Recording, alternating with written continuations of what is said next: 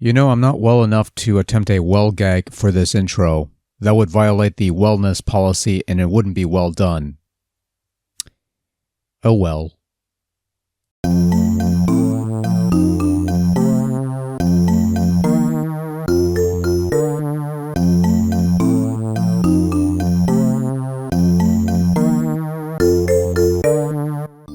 Welltris, released in 1989 for MS-DOS courtesy of Spectrum Holobyte and Sphere, is Alexei Pajanov's first official sequel to Tetris. Yes, there was actually a sequel to Tetris, and it wasn't called Tetris 2, it was called Welltris. And after playing it for about 5 minutes or so, you could see why we have two games called Tetris 2, because one simply wasn't enough. And also, Welltris didn't quite catch on as much as Tetris did. But why didn't it catch on? Well, recently, Digital Eclipse added the game to their Tetris Forever compilation for free, or at least free to those who already bought the collection in the first place, and so that's what we're playing this on, hence the prettier, non-stretched out screen. So according to the man himself, Welltris came about because he had played another take on the 3D Tetris concept called a blockout, and he, in his own words, hated it. So he made his own take, basically 2D pieces falling down four sides of a 3D well, and hence we have Welltris. For what it's worth, I tried Blockout and let's just say I'm not a fan of that game either, but I'm not so sure that this is any better of a take on 3D Tetris. Anywho, the idea behind Welltris is that you have four sides to a well and you have various pieces falling from the top of the well over to the bottom floor. Not just your traditional tetrominoes, mind you, though you have those as well, but dominoes, trimonos, and mormino pieces, you know, like in those cheap LCD brick games that you find in the cheapo shops. Anyway, you can move the piece along all four sides of the well until they hit the floor, at which point the piece will just slide over to the opposite facing wall until it hits said wall or some other obstacle. Much like in Tetris, the idea is to create full lines in order to clear them from the board. If a piece lands on the floor while in a corner, that piece will split in two and the two pieces will go their own way. Now, if a piece is prevented from hitting the floor due to being blocked off by obstacles on the ground, that wall is rendered frozen for a short time, during which you are unable to move pieces onto that side. Once all four sides of the well are frozen, the game is over. Welltris gives you some options to customize your experience, including level and speed selections. The former determines what pieces you get, while speed determines the drop speed, obviously, as well as two different movement modes, which determines how you control the pieces. Mode 1 has you moving pieces with the arrow keys proper, depending on the wall. Left and right arrows move the pieces on the top and bottom, while up and down move for the side walls.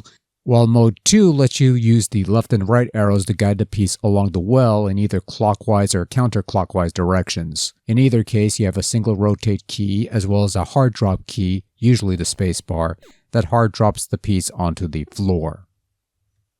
Welltris is an interesting experiment to say the least. It's not a game that's quite as approachable as Tetris was, and there is a bit of a learning curve in figuring out how the game works and also how best to approach it. Even when you do feel like you're getting the hang of things, you're really not. Especially once the weird 5-part shapes come into play and completely messes up your rhythm. Again, the game gives you two means of controlling your pieces with a keyboard, but neither one feels particularly ideal. Mode 1 feels a bit clunky and confusing, especially once you're switching walls and you're moving from left to right and up and down and all that. And while Mode 2's two-way control is simpler, clockwise and counter, it's also not quite as intuitive. I suppose if anything, Welltris perhaps overthinks things a bit, vying for something that is a little more involved and intricate and perhaps a bit more complex than the classic Tetris format, and if nothing else, I can at least admire and respect the effort. But the game feels a bit too complex for its own good and loses a bit of that simplicity and intuitiveness that made Tetris a beloved puzzler to this very day, worthy of its legend being etched in celluloid. Visually, Welltris is a modest-looking game with a clear and straightforward layout. You have a clearly defined grid throughout the walls and floor, so it's somewhat easy to keep track of where your pieces are falling. And much like Spectrum Holobyte's Tetris offerings on DOS, you have a number of nice-looking EGA caliber Russian-themed pixel imagery on the sidebar to provide some color to proceedings. There's even a handsome pug for our old pal Alexei.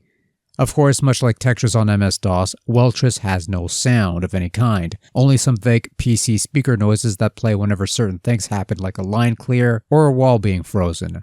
So feel free to play with the volume down and throw up your own musical selections in the background because you're not missing much here. Well, I'm going to be honest here, folks. Welltris didn't quite work for me. It's not what I would call a bad game or anything like that. The concept is somewhat intriguing, and once you know how the game operates and how to get around things, there is some semblance of enjoyment to be had with this one. However, it doesn't quite have that intuitive, easy to get into aspect that its predecessor possessed in spades. It feels overly complex for the sake of being overly complex. And, well, shit. Again, gotta be honest, after a while, I was just bored. And I don't want to say that Welltris was a total failure. It got good reviews at the time. It was eventually ported to other computer platforms and even got an arcade release in '91. So this thing had legs for a while at least. But at the end of the day, there's a reason why Tetris is still a thing today, while Welltris is not.